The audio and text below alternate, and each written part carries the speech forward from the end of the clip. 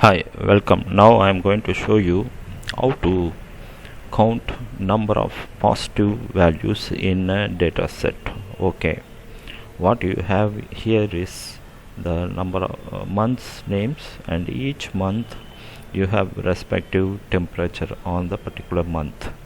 Okay, there are three negative values. You can see January, February and December as a negative temperature, and from March to November it is positive temperature, which is totally 9. Okay, so what I'm going to do is how to use a count function to count number of negative values in this set. Okay, number of months having it's a positive temperature. Number of months having positive temperature, we are going to find out how many months having a number of positive temperature. Okay, how to do it? Equal to, I'm using a CountIf function. CountIf. Okay, CountIf range, which is the temperature range, but I am leaving the first cell because it is a header. Okay, B2 to B13.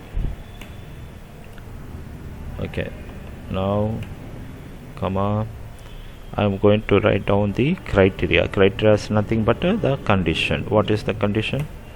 The condition must be written within quotes. Okay, equal to,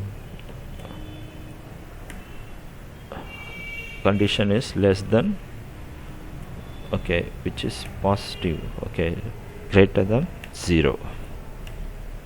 Okay, this is the condition. Those numbers having greater than 0, I'm just going to count using the CountIf function. Close the bracket, enter.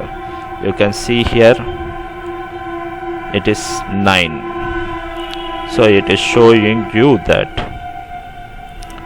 there are 9 values having positive temperature. So there are 9 months. Is it true? Yes. Other than 3 months you get a positive temperature, which is 9 months.